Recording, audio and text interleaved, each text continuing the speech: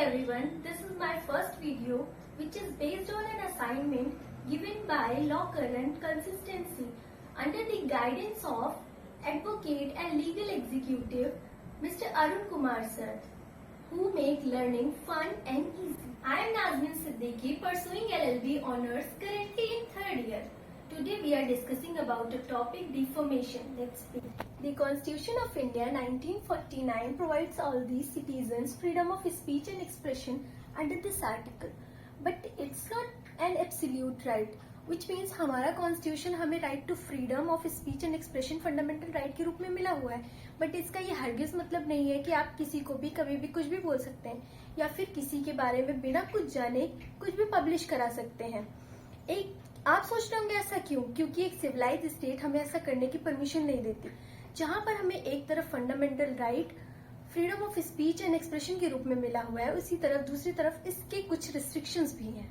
So defamation is one of the restriction to the freedom of speech and expression, where defamation is an act done by a person, either spoken or written, or by visual representation, to harm the reputation of the other. As we know from the very ancient time, reputation of a person considered being his asset, and any injury to his asset is entitled to be justified.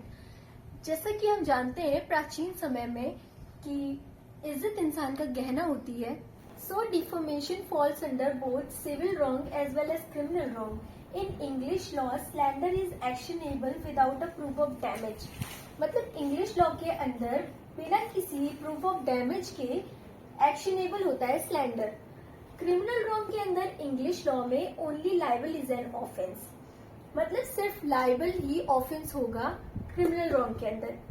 Indian law में slander और liable दोनों offence actionable होते हैं और punishable है under IPC 500 के. यहीं पे केस आ जाता है डीपी चौधरी वर्सेस मंजुलता. मंजुलता एक लड़की होती है 17 इयर्स ओल्ड, जिसके ऊपर दैनिक नवज्योति एक न्यूज फेक न्यूज अपने नेग्लिजेंस से ऐड करा देता है, जिसमें मंजुलता के बारे में लिखा होता है कि वो किसी के साथ भाग गई है. इसकी वजह से डीपी चौधरी, जो कि एक न्यूज़पेपर के फाउंडर थे, इनको 10,000 रुपए एज अ कंपनसेशन देना होता है टॉर्ट लॉ के अंदर. Deformation categorised into 2 different ways. First is libel and second is slander. Libel refers to the defamatory written statement, whereas slander refers to the defamatory spoken words and maybe in a jest. There are 3 main essential ingredients to the defamation. First is a statement must be defamatory. मतलब कि हमारा statement डिफॉमेटरी होना चाहिए. Plaintiff को second is plaintiff to refer करना चाहिए, मतलब plaintiff से रिलेटिव होना चाहिए. और third is statement must be published. Statement जो डिफॉमेटरी स्टेटमेंट है हमारा वो पब्लिश्ड होना चाहिए.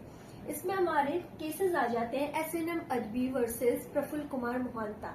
ये केस फर्स्ट स्टेटमेंट पे फॉल करता है, जिसमें मेयर एब्यूसिव वर्ड यूज किए गए थे अगेंस्ट दी प्लेंटिफ, बट वो किसी के नोन में नहीं थे, तो वो डिफॉमेशन का पॉइंट नहीं माना गया. हमारा दूसरा केस आ जाता है south Indian railway company versus Ramakrishna. इसमें डिफेंडेंट टीटी होता है, वो एक स्टेटमेंट बोलता है अगेंस्ट दी प्लेंटिफ कि I suspect that you are travelling with a wrong ticket. Plaintiff उस टाइम पे तो अपना टिकट दिखा देता है, लेकिन बाद में वो सूट फाइल कर देता है अगेंस्ट रेलवे कंपनी.